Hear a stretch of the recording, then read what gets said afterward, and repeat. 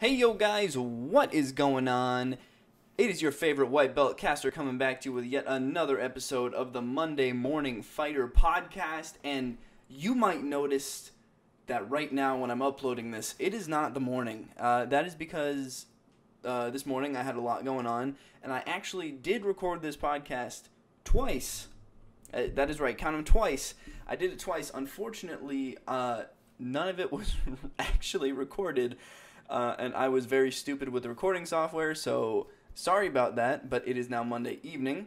Still going to keep with the tradition of it being Monday around here. So on today's docket, we're talking about all the, fights that went down on the weekend. We had a ton of them going on. Bellator, UFC, and hell, a damn good, sneaky good bare knuckle FC card. Honestly, I'd never seen a bare knuckle card before, and Artem Lobov, Paulie the Pussy, they really delivered, I gotta tell you. But first, let's start off a little bit of the Bellator news going strong. Sorry, I gotta crack my knuckles. I know a couple of people don't like it when I do that, but, moving on anyways. There were some good fights in there. I liked it. I liked watching it, I gotta say, but there were a lot of boring ones thrown in there, unfortunately. Now, I remember even seeing a post on Bellator's Instagram about a day ago or something saying that Daly and Silva, their fight was a war. And I was just kind of sitting there thinking, well, the second round was a war, but the first round was like a warm-up round, like fights usually have, and then the second round was crazy. Daly was in there throwing spinning kicks and shit. He was just throwing spinning shit, and he was trying everything, and jump kicks, switch jump kicks, whatever he was doing. He was doing a lot of it. But then the third round, they just kind of calmed down again, and it became Daly's fight, obviously. I mean, he won. It was well-deserved, I gotta say. But it was one of the boring fights. It had a good round, but overall, if you say that 2 out of the 3 rounds were boring, then I'd say it was a boring fight, personally. Kind of like the Ngannou-Lewis fight. But, we won't talk about it. We won't bring that up till later or something. Again, and James Gallagher, he got back in the win column. How about that? Claps for James Gallagher all around. I remember I started off actually kind of really not being a fan of his and kind of hating him. Not necessarily being a hater in any sense of the word, but I just wasn't on board with his whole Conor fanboy persona that he loved to put on. And to be completely honest, back in 2013 and 2014, I was a Conor McGregor fanboy myself. I don't want to, disillusion anyone out there. I had the Irish flag. I went out to the tilted. This is how dedicated I was. For every one of McGregor's fights, I went out to the tilted kilt. Jesus Christ, I was a fucking idiot, and I was a fucking asshole. Not saying I'm an idiot for liking McGregor, not saying anyone's an idiot for liking McGregor, but I was such a super fan to the point of me just going out to bars by myself. I did bike to the bars. I took my backpack with me, and my backpack always had the Irish flag in there. So I would always go out to bars, and I would have a great time, and I would watch Conor McGregor, and I would watch all the YouTube highlights of him trash talking and then it translating into the fight and everything, and I was super into Conor McGregor. I had such a great time watching him and everything. It was a great time in my life. But then James Gallagher comes along, right? And you see it again. You see this cocky Irish kid, and he trains with Conor McGregor, so it's kind of like an act. And I've seen him raw in interviews. The interview he gave after the fight, post-fight, was really... Sorry, let me adjust my mic.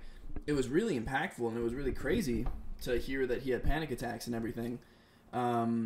So I did start off as a hater, but as I've watched him grow and I've watched him fight in the recent years, I've actually really become... Not recent years, really.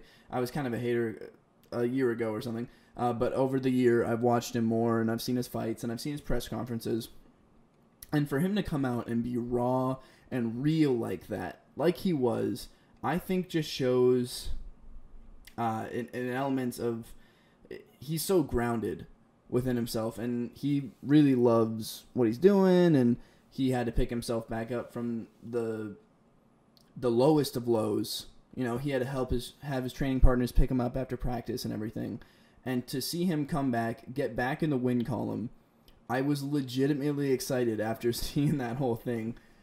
And another thing, to reinforce the Conorism, he was drinking proper 12 afterwards. I know he trains with Conor. He trains at SBG Ireland.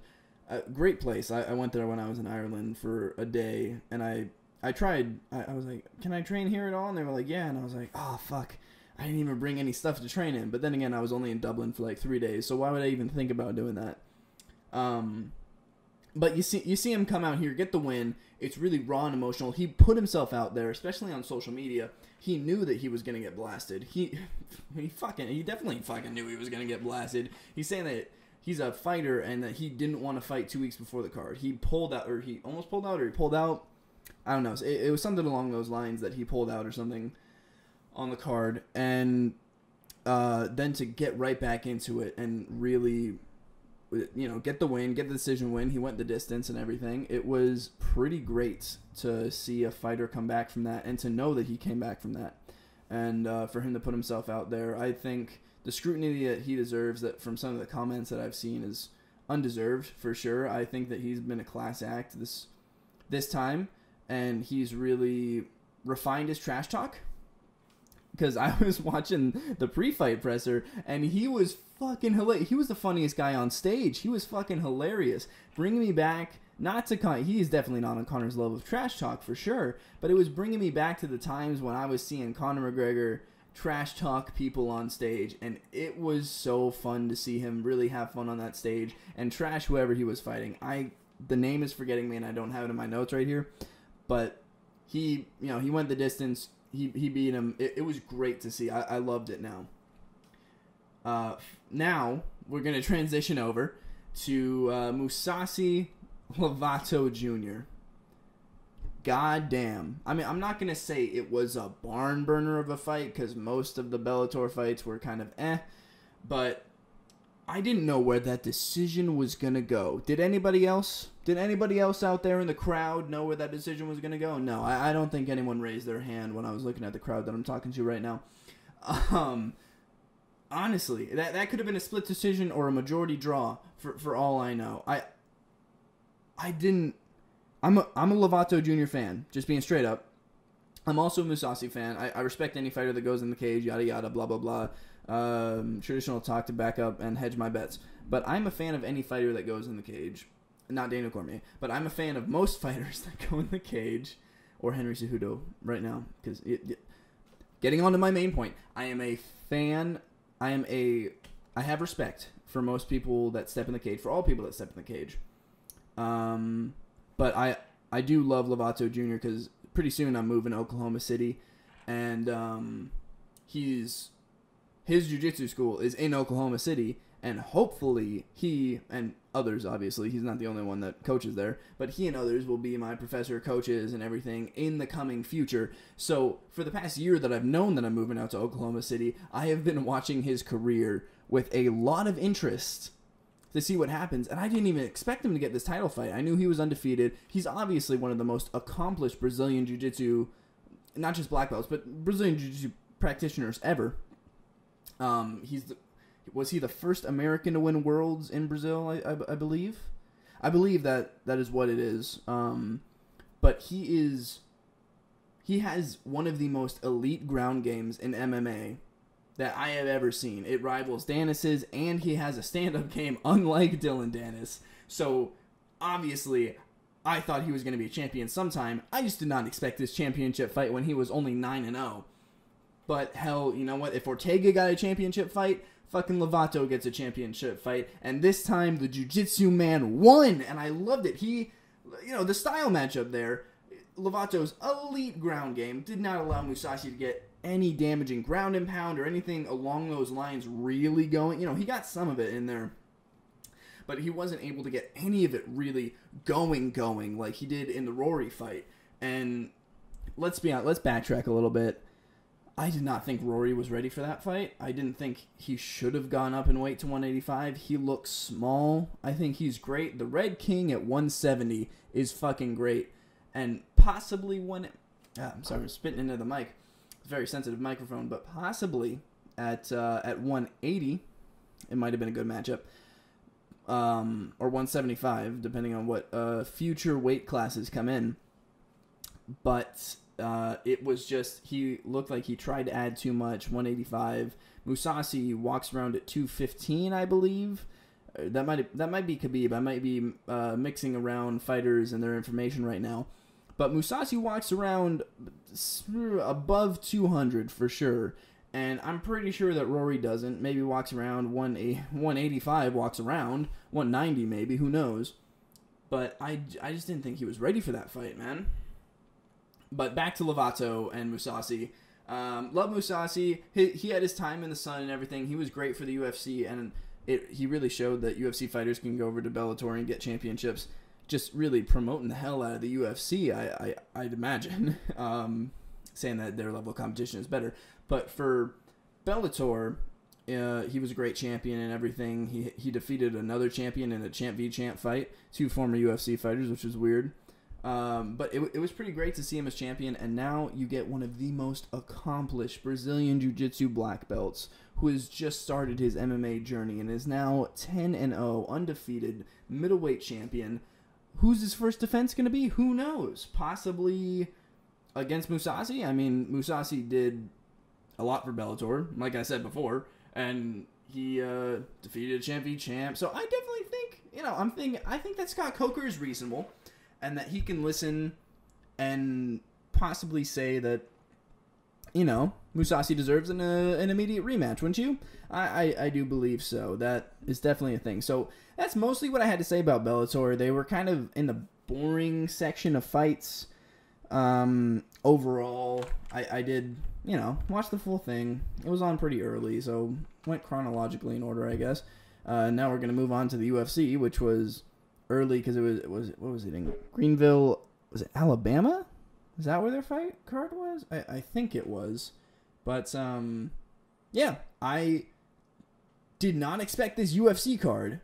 It's going to be straight up. We're moving on to the UFC right now. We're done with Bellator. I did not expect this UFC card to be as good as it was.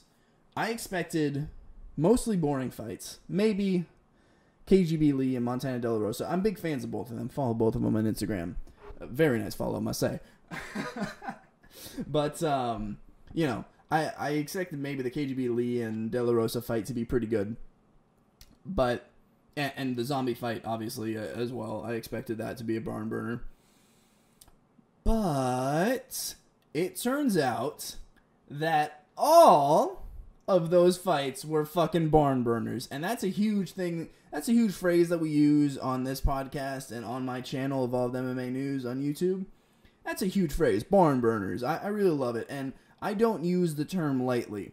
But from, I think, the second fight on the main card up to the main event, all fucking barn burners, baby. All of them were barn burners.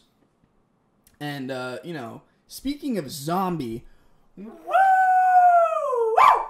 Chain Sung Jung is back, baby! That was fucking insane. I gotta say, I didn't see it coming. I thought we were gonna get another Yair fight, like another 5-round war, where Korean Zombie really just displayed technical dominance over Moicano, because I love Moicano.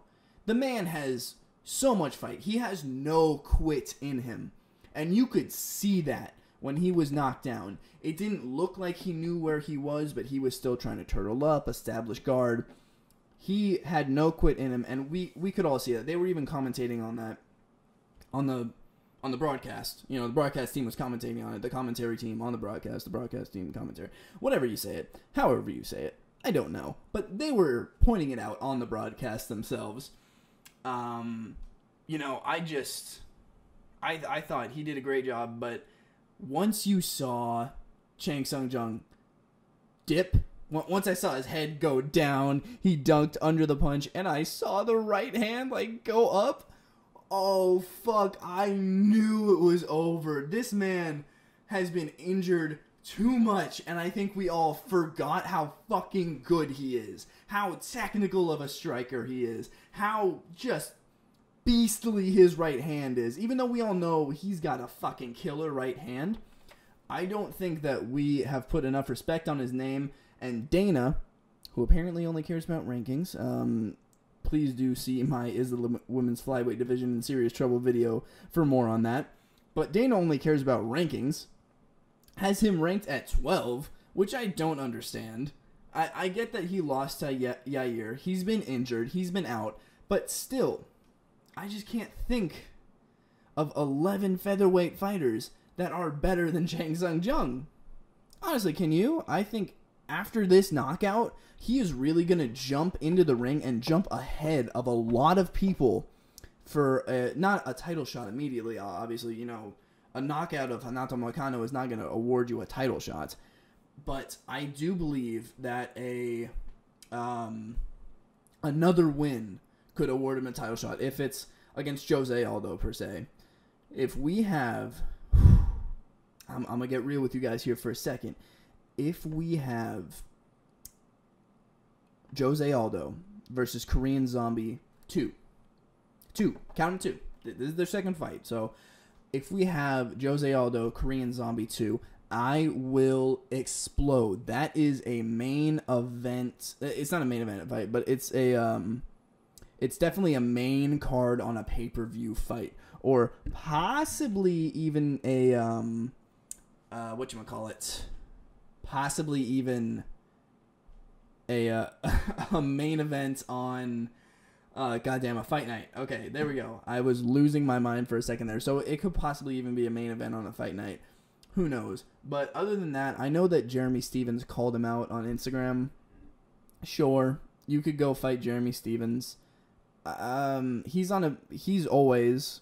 I don't think Jeremy Stevens will ever be a champion. Just floating that out there. Huge fan of Jeremy Stevens. I just don't think he's championship level, championship caliber. He goes on a hot streak and then a cold streak, and he goes up and down. I'm making like a wave, or like a dolphin in that Rebecca Black video. I'm making like a dolphin with my hand right now, so to really illustrate how up and down he is. But obviously you guys can't see it. So he really goes up and down. I don't know if a win over him would do it for him. I think he's ranked around 8 right now after his loss to Zabit. But I think if you jump a bunch of people in the rankings, you fight the number 3 or 4. He's coming off his win against Volkanovski. You fight number 3 or 4 in the featherweight rankings, and Jose Aldo, a man who was the king of the featherweight division for a while. You fight that man. You get a win. If he gets a win, because Jose is still he's in his own right, he's a barn burner. Not just his fights, but he's a barn burner in his old age. Still got those leg kicks, still electric as ever, even though he is 35 now, I think. Oh, wow. I've been watching MMA for so long. I feel so fucking old, and I'm only 19. He is a barn burner himself. Still the featherweight GOAT, I would say. I know when I was a Conor fanboy, I made a video, and I said that Jose's time was over as the featherweight GOAT. Now it's Conor, and then Conor moved it up to 170 and 155, and he fought for the title, and then he fought Floyd. But I think I'm done with my Conor fanboy times now, so I can really say that, although going back and watching his fights and watching for a while, that he is definitively the featherweight GOAT, and he shall stay that way. So if you defeat the featherweight GOAT, and Edgar loses or something, I can definitely see the next title match, unless it's Ortega, be Chang Sung Jung, Korean Zombie versus Max Holloway. Can you believe it? Would you want to see that? I would want to see that personally. Drop a comment down below if you want to see that. Oh wait, this isn't YouTube. I think podcasts have comments. Who knows? I'm new to the game. But yeah, I would want that to happen. I would want that to happen. Unless he fought Brian Ortega. Brian Ortega is another beast, because I don't know if he's fighting. I had all day to look this up because I didn't know when I recorded my podcast in the beginning of the day. But I don't know if he has a fight for September. Because I saw on his Instagram 2 days ago, or yesterday maybe, when he posted September ready, and it was a picture of him in the octagon. And I was like, does he have a fight lined up for September? Because I don't know right now. I really don't remember if he's scheduled to fight anyone, because I haven't seen any notifications for it. I haven't seen anything on like MMAJunkie.com or MMAfighting.com or anything like that. So possibly he might just be saying, hey, I'm ready to be No. Max isn't fighting in September. Max is fighting. Is he fighting in September? He might be a title backup. He might be a backup for the Edgar fight, but we'll see. So, in my mind, it is either Jose Aldo, which is my definite number one priority, or Chang Sung Jung versus Ortega, because I cannot think of a more fun fight to watch than either of those two, and definitely Jose Aldo is above Ortega in my want-to list right now. I want to see that second fight. He has been too injured in the past, which was a huge bummer to all of us, I think. And, you know, when he fights, he fucking fights, but he's always injured. He's always injured too much. And I don't hold that against him. Obviously, Dana does with the UFC rankings. But I don't hold that against him too much. So I think that if he jumps up in the rankings, to me right now, he's number 6. He just knocked out number 5 and he was 12. So he gets a good jump. So right now he's number 6. And if he jumps up in the rankings to fight the number 3 fighter and then fights for the title, I don't think that's a big stretch in Dana's mind. I'm not talking to my mind right now because I definitely think it's a good one. But in fucking Dana's mind, I don't think it should be a stretch for that to happen. And I'm really pulling for it. I'm pulling for it right now.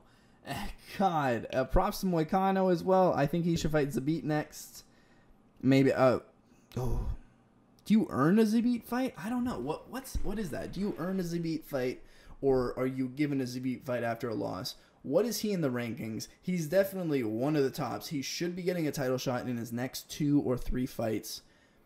I want to see more out of him and more people face him. Because with Chang Sung Jung, as I'm talking about him jump in the rankings, it might seem like I'm fanboying and kind of, I don't know, giving him preferential treatment, I would say. I'm really not. I'm really more saying we've seen him in the octagon for so long. We've seen him face top competition. We know he's really good. The only thing that's held him back is injury. And, you know, if he got a title shot, I don't think any UFC fans would be mad. But I think if Zabit got a title shot, it might be looked at as undeserved. Kind of like when TJ did it, even though TJ won his title shot. It would kind of seem like undeserved, and that TJ stuff is a whole different thing now. EPO, bitches. But it might seem undeserved if Zabit got a title shot, even though a bunch of people love the fucking, what is he, he's not Dagestani, that's fucking Khabib. But, or is he Dagestani? I don't know. But the Russian, I'll say Russian, just to be kind of general, not really saying anything about him, but I'll say the Russian Bruce Lee. Or something around those lines, but he definitely looks it, man. So the Russian Bruce Lee maybe doesn't deserve it just yet. I think he needs to prove himself a bit more, but I honestly think he might be champion one day. He probably will be champion one day. And another thing, in watching the post-fight press conferences, in watching the fight, in watching how much she was taken down, I still believe I may be in love with KGB Lee. And I think, based on the video that I made on the Evolved MMA News channel about the women's flyweight and how it is in serious trouble, that is my most viewed video right now, actually, surprisingly. But based on the video that I made about that, I do believe that KGB Lee should fight probably Chukian or someone, you know, give her a top 5 opponent, give her someone. She's ranked number 10. She just had her win by decision. She should be number 7. I don't know how these ranking things work. I don't know how they want to make them work, but she should be given someone top 5, top 3 around there, like Chukian. And if she wins that fight, she should be next in line for the title after Liz Karamouche. Personally, those are my thoughts right now. That personally, she should be next in line for that title shot. And I think it could happen, guys. I think that what I talked about in the video, go check it out if you want. It's linked in my profile, I believe. But she could be next in line because this women's flyweight division is so thin. I'm not saying there aren't intriguing prospects, there aren't good fighters in there. I'm just saying there is not championship level competition to rival Valentina Shevchenko right now. But I believe with the marketability and fandom, the popularity that KGB Lee has right now, she wears her cowboy hats and everything. She does everything right. She's very nice. She could do trash talk a little better, I'd imagine, at post-fight pressers a little better. But you know what? Gauge it in her next fight and then give her the title shot, because I think that you can really sell KGB Lee and the other girls in the division. I don't know if you can sell them. As I said before, you can't sell Liz Caramouche as defeating Valentina Shevchenko 11 years ago, something like that. You really can't sell that. And you can't sell her versus Chukagian. What kind of name is Chukagian, man? I don't know. But I'm getting off track here. I want KGB Lee to be the next title shot. Also, I'm in love with her, but let's move on. To Bare Knuckle FC. That's what I'm talking about. Goddamn, that's another goddamn right there. Every single fight on that main card, didn't watch the fucking prelims. Every single fight on that main card was a fucking barn burner, baby. That's what I'm talking about. I have never seen a full Bare Knuckle FC fight card before. This was my first time. They took my bare knuckle virginity. I didn't expect to say that, but I did say it, and oh god, that was stupid. But the only bare knuckle fight I've ever seen was Knight Lobov. After I heard it was a bloody barn burner, so I did see their replay after the fact. And that really got me primed and ready into what bare knuckle is, I guess you would say. And yeah, it really opened my eyes to that this is a brawlers league. As I said again in the Artem video on my channel, it's really a brawlers league, and it's not really a boxers league, I would say. Boxers probably can do well. They can win a couple fights against maybe some lesser competition, but eventually those bare hands are going to really lay on you, and your little prissy point punches, your point jabs that you're going for, are not going to hurt the other person as much as you think, and those power shots that the other person is trying to land on you are going to hurt a fuck ton, my friend. They're going to hurt a lot. And you know what? Let's just jump right into it right now with the first fight, which set the tone for the rest of my night, which was the Julian Lane versus Tom Schloth, I think his name was. Somewhere around there, man. But you know what? In that first punch, when the referee first did like a combate or whatever, I don't know. I'm used to jiu-jitsu tournaments. But when he first did like a combate, whatever you did in the bare knuckle FC thing, with that first punch, Julian Lane laid it out and set the tone of what this fight was gonna be, baby. Man, he is a beast. I've seen him fight on Tough both seasons. Let me bang, bro. Let me bang. What a meme. I watch that at least once a day. But I've honestly never really seen him fight in an MMA fight outside of Tough. And, bare knuckle fighting is technically considered MMA, I would think. Is it? I don't know. It might be considered boxing or just some professional fight on your record that you could put down there, but probably MMA. So I've never really seen him in an MMA fight apart from just Tough. And he is a beast. Just to be honest, I'm glad that he is back. I heard that he had some legal troubles and everything, but now he's getting his life back on track. And I'm really happy for him. And just to see him go out there, ball out like he did in the squared circle, which I don't know why they call it a squared circle in Bare Knuckle FC. That's another thing. A squared circle. What? It's a fucking ring. Just say ring, I guess, because the boxing ring is a square, but they call it a ring. So I guess calling it the squared circle is sort of similar in some way. Maybe. I don't know. You could get me there, but whatever. I'm really glad for Julian Lane. I'm glad he's back. He is a beast. Yada yada. Let's move on to the next one. And the next one that we're getting after is the James Bedford. What am I gonna say again? Barn burner. Yet again. First punch that was thrown by Bedford set the tone for the rest of the fight. You could see Barnett. He didn't want to. I don't know if he didn't want to fight or if he was just trying to box him out a little bit, see what was happening. But as I was watching, it was just like, man, Bedford is killing him. round 1, round 2, round 3, round 4. There was almost, of course there's resistance, it's a fight, whatever, but there were 3 knockdowns in the first 2 rounds. In the first 4 rounds, he obviously won, easy. Almost no resistance from Barnett at all. And this was the final of the Grand Prix. The lightweight world title for bare knuckle was on the line. And Barnett looked like a scared child that just wanted to box Bedford. I didn't understand what he was doing until he finally woke up in the 5th round and thought, oh, hey, I'm way behind on the scorecards right now. I think I might need to actually throw some haymakers, which he tried to, and he landed some, which was great. But honestly, you should have been doing that from round 1 or round 2 at least, after you knew that this was going to be a barn burner. Because Bedford wasn't just doing this in the 3rd and 4th round. He did this from round 1, round 2. As I said before, 3 knockdowns in the first 2 rounds. It was insane. God damn, man.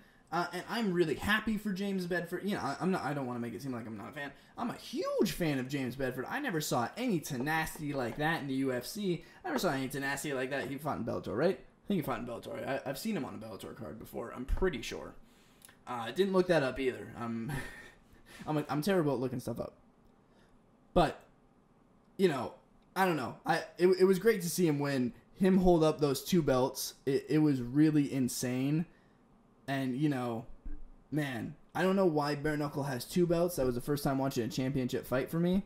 But they gave him 1 belt and another. So one was on his shoulder and one was on his waist, and I didn't know what was going on. But apparently they have two belts in bare knuckle. I guess I don't know what was happening there, but it did happen. So someone should explain that to me. I don't know. Does anybody know? Really, nobody does know. But let's move on to the next one. Unfortunately, this was a sad one. I'm not going to talk much about it, but Chris Leben, our man, a great veteran of MMA. Drop an F in the chat, boys, because Chris Leben's loss saddened me to no end. I did not expect that level. 'Cause he lost to some guy named Dakota Cochran. I don't know who that guy is. I might sound like a pleb not knowing who he is, but this is my first bare knuckle card to be watching. And, God. That is... It was just... It was sad. I don't know how much I can say that it was sad to see. How much more I can really say that. But I know what I can say. And I know what I will say. I will say, test this man for roids right now. Because I believe that man's skin is too red. And he has too many muscles at, 45 years old? He is too muscular and too red at that old of an age to be natural. I am a huge fan, Chris, but you gotta be honest with me. Are you on the steroids? You gotta be honest, bud. Tell me right now if you are. I won't be mad, just disappointed. Maybe not really, because you give me so many good fights, but I'll be a little disappointed, Chris. I thought we phased that out in the 2000s, or the 90s. 2000s. Yeah, that was when McGuire. So was it? Fuck. I'm bad on my baseball knowledge. I don't know. Bad on my baseball knowledge, bad on my MMA knowledge. Why do I even have a podcast about MMA? You guys tell me. I don't fucking know anymore. Let's move on to the next one. Another barn burner. Barn burner, baby. Lobov Paulie. In the first 2 rounds, I was like, what's going on here? Paulie, what are you doing? You're being a boxer in bare knuckle. It's like he was trying to win by being a boxer. You can't win like that in bare knuckle. Haven't you seen the Jason Knight fight? Haven't you seen how these guys really go to battle and brawl? He was trying to box. He was trying to get in and out, hit him with some quick shit, not get hit. Some Nate Diaz shit. Actually, I think he said that in a press conference. I remember Paulie Malignaggi saying something like that. Zip in quick, hit him, don't get hit. Something around there. Then he gets paid, like Nate. But I don't know what he was trying to do in the first 2 rounds. He was trying to box, and this isn't a boxing kind of match, man. I mean, this is what we do. This is not what we do here. No. But I will say, it was nice to see their sportsmanship afterwards. It was nice to see them kind of share a moment. They were hugging. They were loving on each other. Well, baby. I don't know what song I was trying to do. I think I was trying to do some sort of 70s song, like Kissing and Hugging or something by Joan Armstrong, but that just kind of devolved into just me singing on a mic. I don't know. You guys got a free show. Next time it'll be $5. But it was nice to see their sportsmanship afterwards. They were hugging, talking to each other, you know, whispering those things that fighters always talk to each other about after fights. Always nice to see. And then Paulie fucked it up by being like, you know, in the post-fight press conference, he was like, "Oh, I only got punched once, guys. I'm a New Yorker. I only got punched once, right? Yeah, that was me. It was a shit decision. What can I say? Look at the 3 cuts on my face, and then look at me and say that I got punched more than once. You can't say it. You really can't say it. 3 cuts? No. I don't see any 3 fucking cuts. Oh, God, that's good coke." Oh, he must have been snorting some coke, especially with those eyes, man. I don't understand his eyes. They're just wide open. Also, I must be sniffing some coke with how fast I really talk on this thing. I go, man. I'm crazy. But yeah, he said that he only got punched once and that it was a shit decision. And really, that, for all the show of sportsmanship that he had before and Artem saying that he respects him, I think that kind of ruined it a little bit, for me at least. I don't know. I guess they can be friends if they want, but for me, Paulie's still an asshole.